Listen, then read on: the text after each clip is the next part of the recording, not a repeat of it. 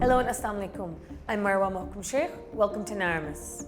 There are many theories to what caused the Soviet Union collapse.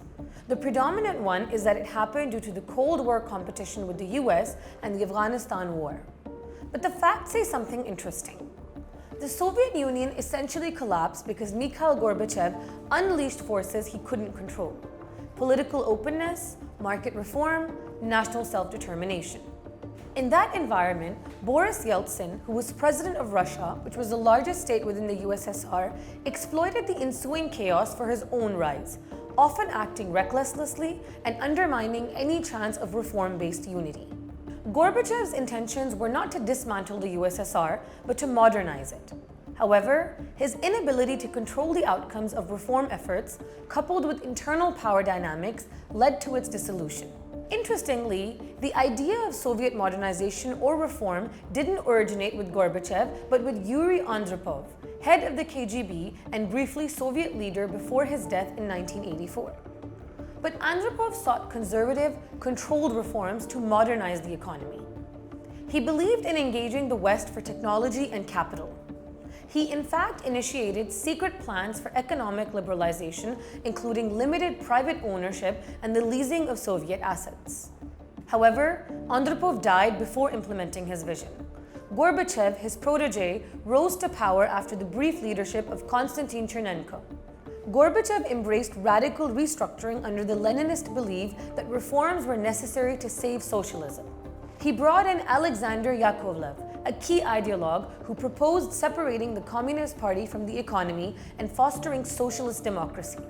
But Gorbachev initially lacked a clear strategy and underestimated the systemic resistance and consequences of his reforms. From 1985 to 1988, Gorbachev implemented major reforms. Two of many are important. The first was in 1987, the Law on Socialist Enterprises. It gave control of state factories to workers as collectives, emphasizing self-management and profit-making. However, this backfired as the managers hoarded profits.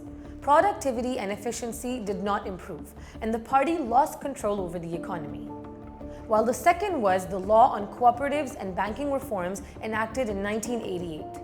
These allowed quasi-private businesses and commercial banks, which exploited price differences and inflated money supply. This unplanned privatization of state assets created enough incentives for local leaders to get rid of centralized control. In each republic, the Soviet officials quickly started repurposing their power to control new national institutions, including central banks and resource ministries of oil, gas, and minerals. These changes led to economic chaos and inflation. The loss of central authority and the rising popularity of Boris Yeltsin, who challenged Gorbachev.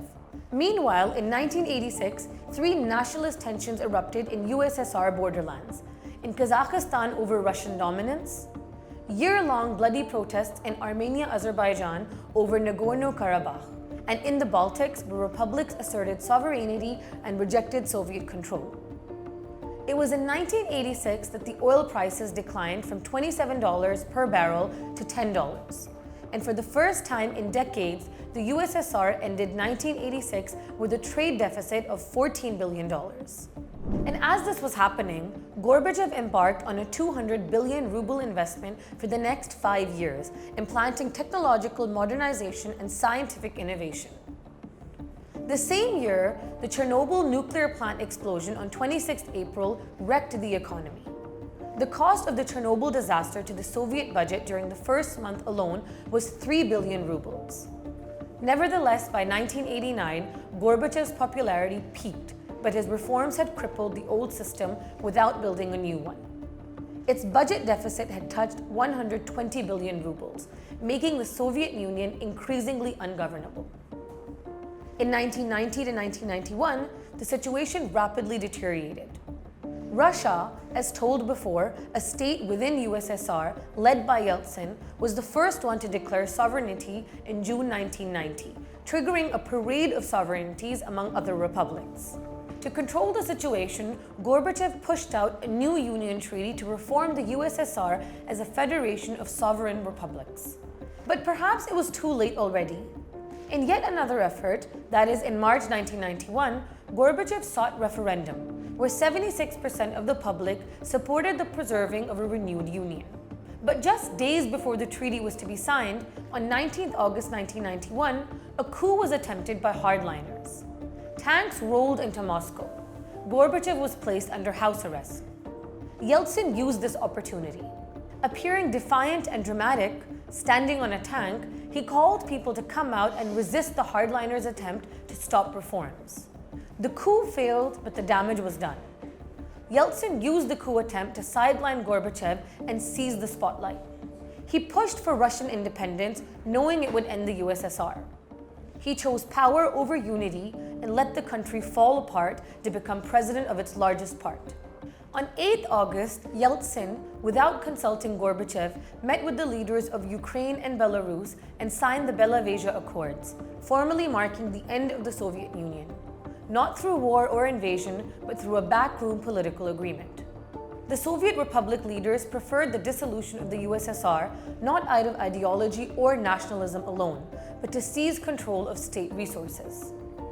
The economic reforms led to the privatization of state resources, creating incentives for local leaders to grab state possessions. On August 24th, Ukraine declared independence, and that started a chain reaction which led to other states also announcing independence. The Union disintegrated before Gorbachev's eyes. On December 25, 1991, he resigned. The next day, the USSR flag over the Kremlin came down for the last time. The Soviet Union was no more. Yeltsin, as the leader of Russia, assumed power and positioned himself as the defender of democracy and national sovereignty. Gorbachev, despite his vision of renewal, became the leader who presided over the final dissolution of the Soviet state. The collapse of the USSR is a powerful and sobering lesson in how internal divisions, rather than external enemies, can undermine even the most powerful states.